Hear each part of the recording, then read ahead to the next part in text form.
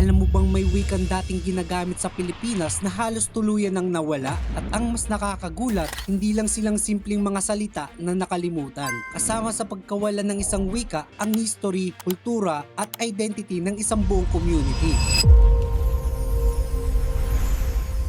Kapag sinabi nating Filipino languages, madalas ang iniisip natin ay Tagalog, Cebuana, Ilocano o Hiligaynon. Pero ang Pilipinas ay isa sa mga bansang may napakaraming katutubong wika. May mga wikang ginagamit lamang ng maliliit na komunidad at kapag kakaunti na lang ang nagsasalita nito, mas nagiging vulnerable ang wika. Kapag tumanda at namatay ang mga native speakers nang hindi na ipapasa ang kanilang mga wika sa anak, unti-unti itong nawawala. Pero bakit nangyari ito? Isa sa pinakamalaking dahilan ay ang pagbabago ng lipunan. Sa paglipas ng panahon, naging mas dominant ang ilang malalaking wika dahil ginagamit ang mga ito sa school, government, media, religion at commerce. Noong panahon ng American colonial rule, naging napakalaki rin ng influence ng English sa edukasyon at administration. Samantala, habang lumalaki ang mga lungsod at lumalawak ang migration, maraming pamilya nagsimulang gumamit ng mas dominanteng wika para mas madaling makapag-communicate sa ibang tao. Resulta, may ilang younger generation na hindi na natuto magsalita ng kanilang ancestral language.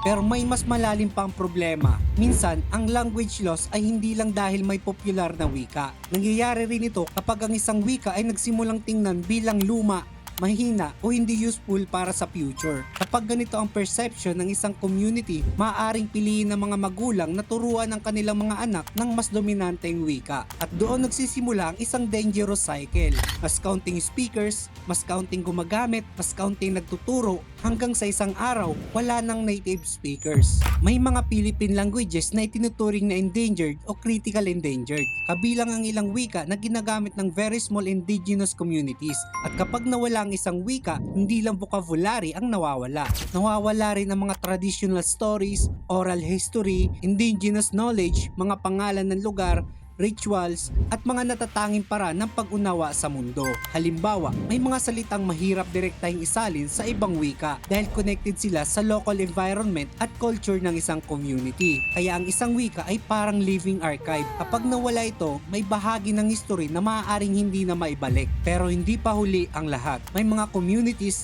linguists, educators at cultural organization ang nagsisikap na i-document at buhayin muli ang endangered languages.